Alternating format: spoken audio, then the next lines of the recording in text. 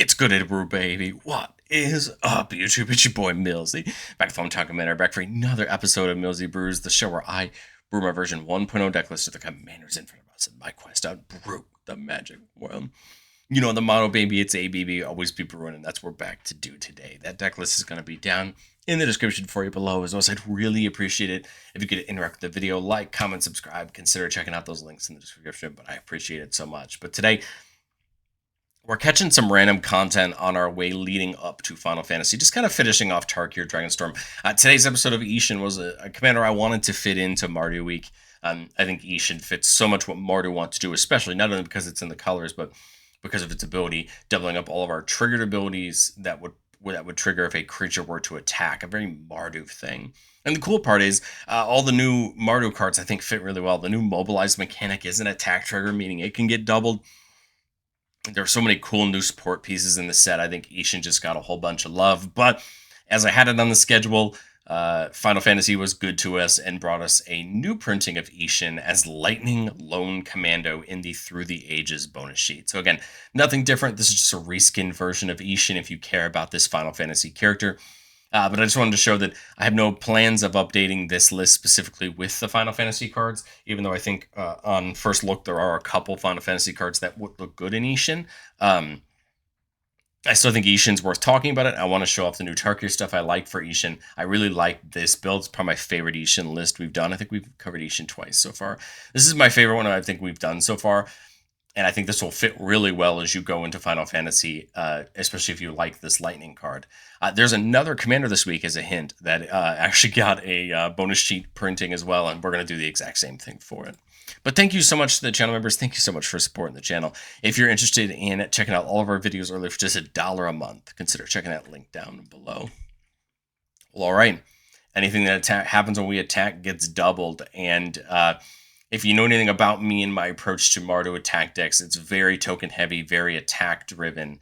And so things like Adeline and Anak Strike Looter that make tokens when it attacks are not surprising for what I think Isshin can be.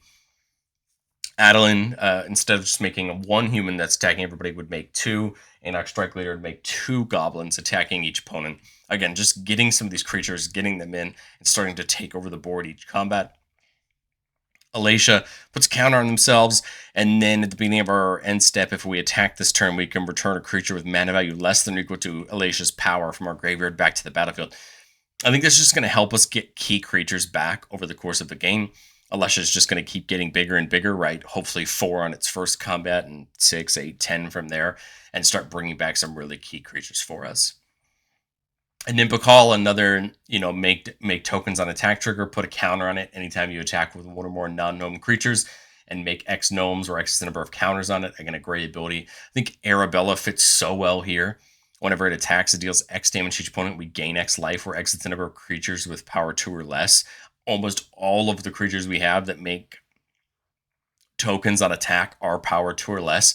Meaning, if we can stack that, stack right, and put Arabella on the bottom, you're talking about massive damage that could be doubled very quickly. Brina, although it is a word salad, is a very interesting card and fits very well for what Isshin's trying to do. It says, whenever a player attacks one of our opponents, if that opponent has more life than one of our other opponents, the attacking player draws a card, and we put 2+1/+1 counters on a creature we control. It's an absolute word salad, but the important thing about Brina is anyone can attack trigger this, which is the key difference between Isshin and probably on first read of Isshin, and when you start to think about it, Isshin doesn't care about what creature attacks, or even if there are creatures. It just cares about our triggered abilities. So Brina can double up, and the really nice thing is you can start just handing out counters with Brina. Now, it's only two triggers per player per turn, right? So it's not like we can, mass up one of these. I'm actually realizing this could go off multiple times per turn if they attack multiple opponents, as long as each of those opponents had more life than another one. That's probably a little bit more corner case than we need to talk about. But the point is, Brina could draw us 2, put 2 sets of counters down, and just give us real value while also being a flyer that could grow itself. Brutal Horde Chief, whenever a creature we control attacks, defending player loses a life and we gain a life. Again, going to be really useful. Not for the turns where we attack to make all the tokens, although that will still get us some chip damage. What's really going to matter is that first turn we attack with all those tokens is going to be huge with an effect like Brutal Horde Chief. And we have another one we'll talk about in a second. Caesar, of course, probably one of my favorite commanders of the last year or two. I've had the privilege of playing. It's a really fun deck. Whenever you attack, you can sack another creature. If you do, choose two, make a couple tokens, draw a card, dome somebody for the number of tokens you control. Caesar fits in so well, especially with all these creatures making tokens on attack. And Caesar, of course, a great commander in its own right. Severina Rain, whenever it attacks, each opponent loses X, where X is the number of other attacking creatures. Again, remember that all of our effects that make tokens tapped and attacking use the word attacking. And that's important because Severina Rain does not care if a creature declared an attack. It just cares that a creature is attacking. So throw this trigger on the bottom of the stack as we attack, and hopefully just have our opponents chunk out a bunch of life every time we do it. Delina Wildmage says whenever it attacks, we can choose a creature and roll a d20. On a 1 to 14, we make a copy of it that's not legendary and is tapped and attacking.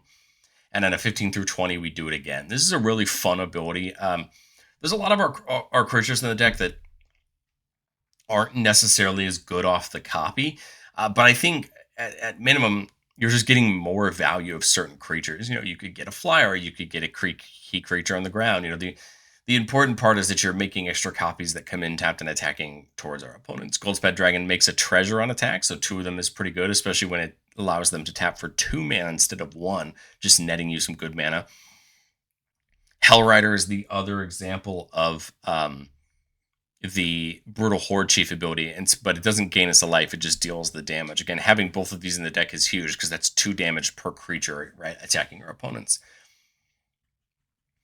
Karlach says whenever you attack, if it's the first combat phase of the turn, untap all attacking creatures. They gain first strike till end of turn, and after this phase, there's additional combat. This would technically trigger twice, meaning that you would technically get 2 extra combats. But unless we're playing a ton of Vigilance, it's not going to matter. What the important part with Karlach is you give all your creatures first strike, and you untap all of them.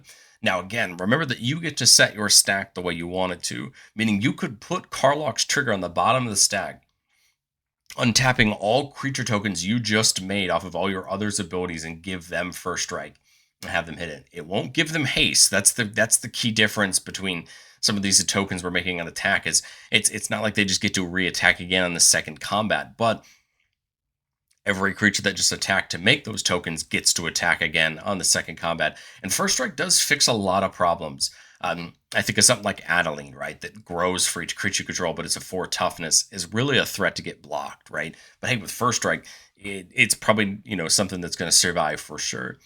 Krenko, whenever it attacks, you put a counter on it, make goblin tokens equal to its power, right? Gets to get doubled up with Isshin. Mishra is another great damage ability. Whenever you attack, so Mishra doesn't even need to attack. Each opponent loses X and we gain X, where X is the number of attacking creatures. Again, throw it on the bottom of the stack, just like Severina Rain and Arabella. Max out the damage. Really start chunking your opponent's life totals out before you even get in damage. You even get into blocks and all of that. I think it's where this deck can be really potent. Muriel stops our opponents from doing things in our turn and makes soldiers equal to the number of soldiers we control whenever she attacks. Othari, a card that's personally loved by multiple people in my playgroup. Whenever it attacks, we get an experience counter and make a number of rebels equal to the number of experience counters. So again, double that up's great. More and more rebels each turn.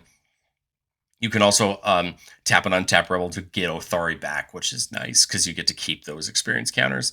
The experience coordinates go on you, not on the creature. Voice of Victory, again, shutting our opponents down from casting spells during our turn and having that new mobilize, the pair of Zergos, right? The new mobilize and have some pretty cool abilities. Zergo Stormrender. If a creature token we were to leave the battlefield while it was attacking, we draw a card, otherwise everybody loses a life. Thunder's Decree prevents us from having to sacrifice those warriors so we can attack with them on another turn. Infantry Shield gives a key creature Menace and Mobilize X, where X is its power, just leading to more of those warriors, right, coming into attack.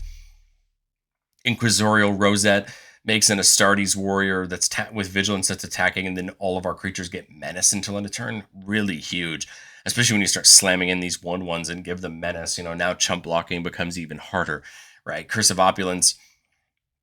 You enchant a player whenever that player's attacked. The person attacking them makes a gold token, and we make a gold token. So this is important because then if our opponents attack that person, we get a gold token as well. Gold token is basically very similar to a treasure. The only difference is you don't have to sack the gold token to get mana, whereas you do with a treasure. Dollmaker's Shop has a dual purpose here. The Dollmaker's Shop side makes you a toy creature token whenever one or more non-toy creatures attack an opponent. Again, giving you multiple toys per turn. And then once we have the mana, Porcelain Gallery just increases all of our board up to being XX, where X is the number of creatures we control. Just a massive ability that if can be left on the board at the right time unchecked can be huge. Fervent Charge, giving a creature that attacks +2/+2, so +4/+4 with Isshin out, can help protect our creatures. Mardu Ascendancy, whenever a non-token creature attacks, we get a goblin tapped and attacking, and we can sack the Ascendancy to give our creatures a nice +0/+3 buff, really protect them, right, if people are trying to trade or chump block them. And then within range, whenever we attack, each opponent loses life equal to the number of creatures attacking them. So again, this is a triggered ability we can put on the bottom of the stack, let all of our abilities go off first, really let things settle, and then the within range will go off and hurt our opponents for the amount of things attacking them. These aren't exactly all attack triggers, but I think they really affect our game plan. Of course, we got to play the new Elspeth, doubling up on our tokens. The ability to put a counter on each creature we control and give them flying until our next turn is huge to me when you need it. Once you already have a turn or two of a huge board state, you just make it even worse. Otherwise, you're just making tokens and doubling tokens. Bone Kieran Butcher has that mobilized too, but the key thing is it just gives all of our attacking tokens Death Touch. This is really going to have our opponents question whether or not they want to take the chump blocks and trade into our tokens, and hopefully will allow more damage, right, to go through, especially as we're doubling up these tokens that are made. Enduring Courage gives every other creature that comes in +2/+0 and haste. This, I mean, all these creatures that we're playing that hopefully have these attack triggers are going to be able to attack the turn they come down. Not only that, but all these 1/1s are basically 3/1s. And this is huge because, again, a 3/1's a whole lot more different than a 1/1. And if they sneak through, right, just presents more damage. Gold Knight Commander, or if you're looking for an enchantment aversion, something like Cathar's Crusade, are just really interesting and useful abilities where we're making a ton of tokens per turn. So it says whenever another creature we control enters, creatures we control get +1/+1 till end of turn. A turn with just one or two attackers that make tokens in a Gold Knight Commander is going to change the course of a game, giving out a huge buff to all those tokens because the tokens will get to see this go off because they're the thing that entered, so they're going to get the buff and just making them a huge threat. Skull Clamp if we need to clamp a creature to draw a couple cards. Impact Tremors deals a damage whenever a creature comes in. Of course, not an attack trigger, but again, we'll be making enough tokens that I think Impact Tremors is going to be well worth it. War Leader's Call, very similar to Impact Tremors, but just gives that little buff to all of our creatures. Windcrag Siege on the Mardu side is just another copy of Isshin. We can have 2 copies of Isshin's ability out, getting an extra trigger, right? So 3 triggers total. Huge. Absolutely huge. There's a lot of effects in this deck that are just going to get monumentally better when you get a 3rd copy of them. And then Reconnaissance is a very interesting card. So for 1 white mana, you get an enchantment that says you can pay 0 mana to just remove a creature from combat and untap it. There's 2 main things you can use Reconnaissance for. One, if our creature gets blocked and you really don't want it to die, just remove it from combat. The second is technically there's a priority pass after damage is dealt before combat is done. During that step, any creature that is currently attacking, whether it's after it's already dealt damage, is still considered to be attacking, meaning Reconnaissance can basically pull them out of combat after they've already dealt damage, untap them, and they effectively have vigilance and dealt their damage. It's only because of the way Reconnaissance is worded. I think if Reconnaissance is printed today, it wouldn't be worded like this, but it's important to know how it works and what that means and where you can use it for maximum value. But I've said it before on the show, and I'll say it again. No deck's ever complete. Although this is our 3rd pass at Isshin, I think there's still a lot to learn in testing, which is I just couldn't find a spot for Aurelia. I had a really tough time cutting Aurelia because so many creatures, especially so many new Tarkir creatures, I really wanted to play over it. Same thing with like the new Mardu Siegebreaker. I ran into the problem of having way too many legendary creatures that I just didn't think Siegebreaker had any really good choices to exile and copy. But again, you could make your deck a whole lot better for that Siegebreaker. I think it's a great creature. I just couldn't work it into my brew. And then I love All Out Assault, giving all of our creatures +1/+1 and Death Touch. When it comes in, you get the 2nd combat. I think it's a killer card. I couldn't find a slot for it. I had so many other things I wanted to work in. So I would happily endorse all 3 of these cards. The question is just I didn't think I had the right pieces for this, and the other two I just couldn't find slots for, but I think really deserve to come back in. But let's get into our playtest. Remember, the goal of playtest on the channel is not to find magical Christmas then. It's not to show off our best plays, but it's to get in some game scenarios and understand what are we looking for in our opening hands. Here we're keeping a 3-landers with 2 pieces of mana rock, 2 mana rocks, right? A Felwar Stone and a Talisman. Remember, Felwar Stone cares about what our opponents have, so it could be interesting depending on what colors our opponents are, but more often than not, this is going to be for one of our colors. Within range, and then Anguished Unmaking for some removal. So we've got a pretty interesting start. We'll get the encampment in turn 1 since I could have gone Swamp into the encampment, but it just makes sense to get it out of the way, and we'll get the Talisman out of the way. Because now, so if anyone has any 3 of my colors, specifically red or black, I can do Felwar Stone into Isshin, right?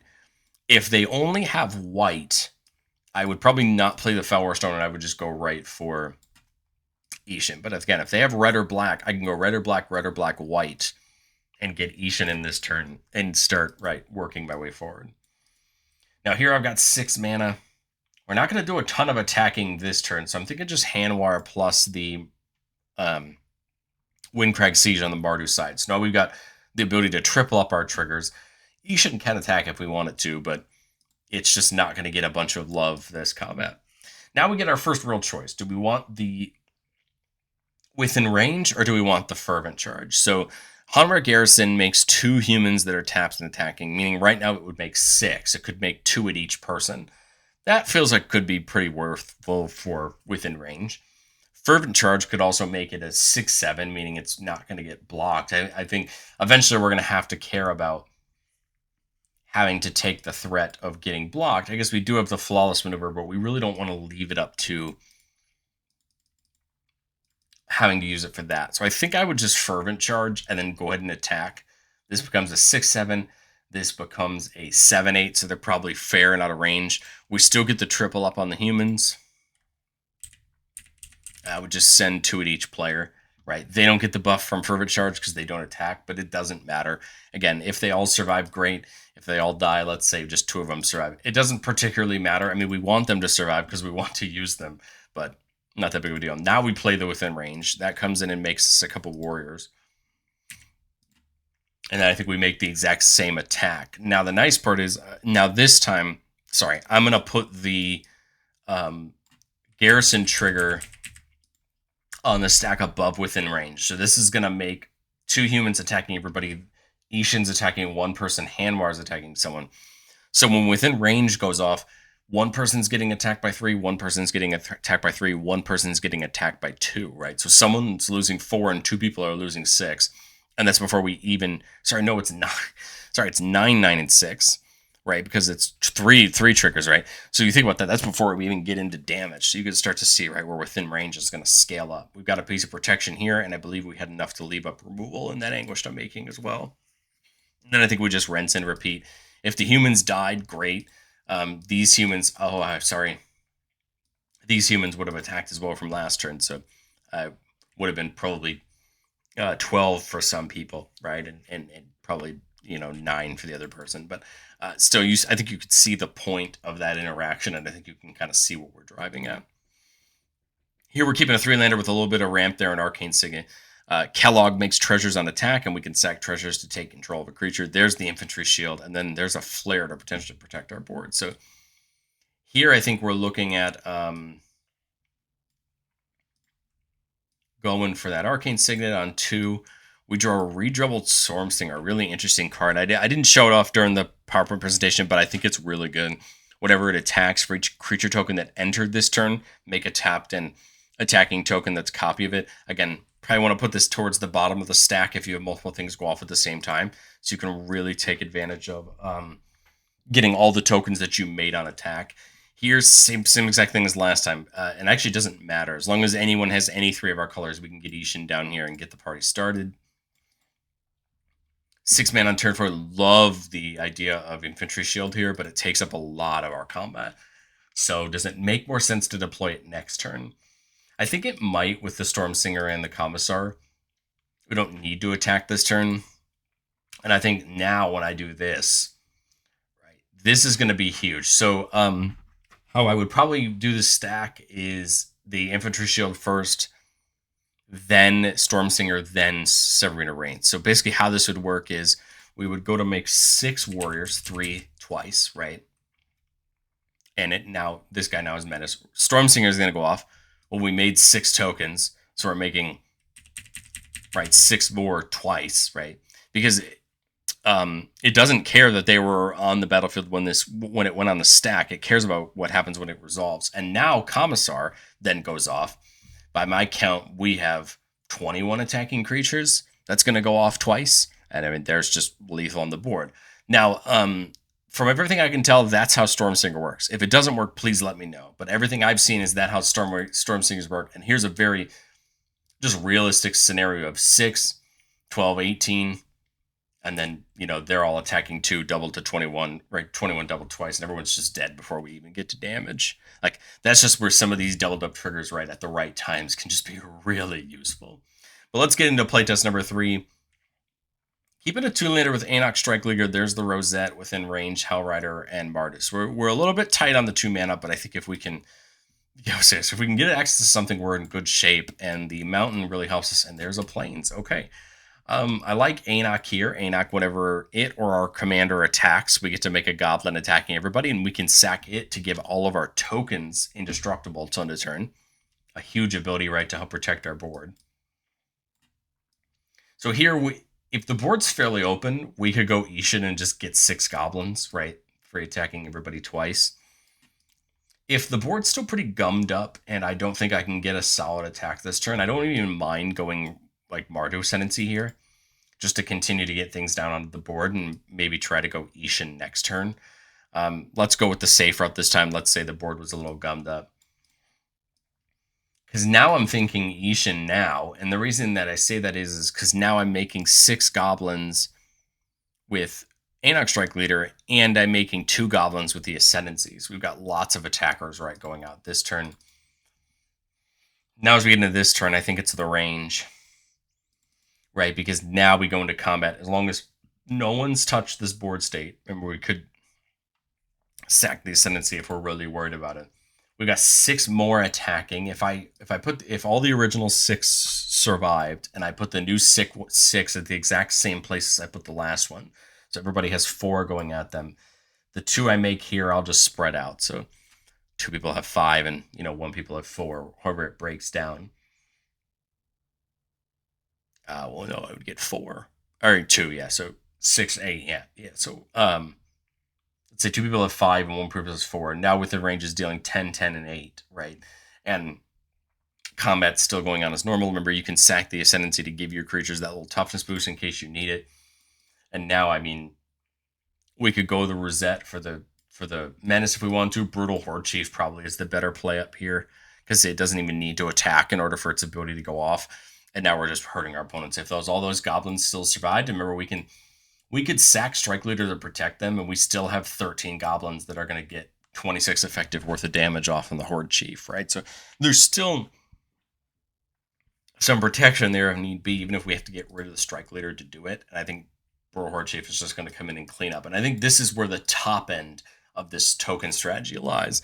I can understand the trepidation towards making these tokens on attack, but my philosophy has always been, I think you're going to get enough consistency as long as you keep the right hands and you put the right tempo down, because if somebody removes Isshin, your game plan can still function, it's just not as explosive, right? And that's always kind of been my thought on it.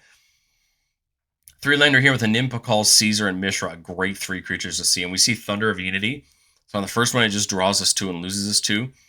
And then on the second 2 modes, what it does is every time a creature comes in that turn, everybody loses 1 and we gain 1. So we effectively get this kind of impact tremor style ability, which is great because it is something if we can plan for, it's really useful. Here I'm thinking a Nimpakal. We leave a mana on the table, but I can't really think of a better way to sequence that turn. Now at 5, I guess Isshin leave up the Boros Charm. What this will do is it'll make 1 gnome right on the first trigger, right, and then 2 gnomes on the second trigger. Right. We could leave up the Boros Charm if we want to, just to protect our board in case somebody has a board wipe now, because they're probably going to, right? Because I do have a red and a white left. As we come into this turn again, this feels like a really good Mishra turn because that's 3 up to 6 gnomes total, and then 4 up to 10 gnomes total, which would be 12, so it'd be 24 damage with Mishra. If I do Caesar, same thing, 3 up to 6, 10 up to 4 up to 10 gnomes. Subtract 1 up to 11 on the first Caesar, and then 12 on the second one. So I think Mishra just presents a better route here, and we still keep the Boros Charm up. And then, right, put Mishra on the bottom, 3 gnomes, 4 gnomes, again, 12 attacking creatures, so everybody loses 24 and we gain 24. And then, I mean, doesn't really matter at this point. We have the Flare to protect the board. Well, I think we'd happily give up an Impicall if we had to protect our board. And then, if we untap and nothing's happened, you just Caesar and the game's over, right? I mean, we're making more gnomes. I mean, yes, lack of interactions, right? But that's the thing with the Boros Charm and the Flare is at least we kind of can give indestructible to the board. Single target removal is always going to happen, but it's probably just going to be, I would guess on this board state, before we play Caesar, it would be on Mishra. And then Isshin's still there. If somebody takes out Isshin, I don't think we really care. We untap. We're up to what, 15 gnomes? Everybody still takes 17, and they don't know that we have Caesar coming. I mean, it's still more than worth it. This is one of those ones where single target removal is really tough because you have too many good pieces to decide what specifically you want to take out. But again, I love the idea of Isshin as a deck. I want you to know, I have multiple times during this set's release window, I have looked at Isshin and gone, do I like Isshin better than Caesar? Because I really like Caesar. Caesar's a ton of fun. It's a great deck. But what I think I like about Isshin, if I had to split down the middle, is there are a lot of creatures where doubling up what they make on attack makes a huge difference. Caesar presents the damage, and I think it's really interesting when you look at that. But Isshin, I'll be honest, I've come back to once or twice and gone, man, there's just some different creatures that I get to play that just feel really better and present better scenarios or different scenarios to me than Caesar. Things like Goldspan or Land Storm or Kellogg are just not creatures you're going to play in Caesar, but get to be effective in Isshin because they net you mana. I've actually committed to trying. I think I'm going to try Isshin out just to see if I'm crazy or not, see if I like it a little bit better in the random games that me and my play group plays. But if you're interested in seeing what decisions I make in the future, just let me know in the comments, and I can kind of cover this little scenario in my head later. But thank you guys so much for watching, and we'll catch you all in the next one.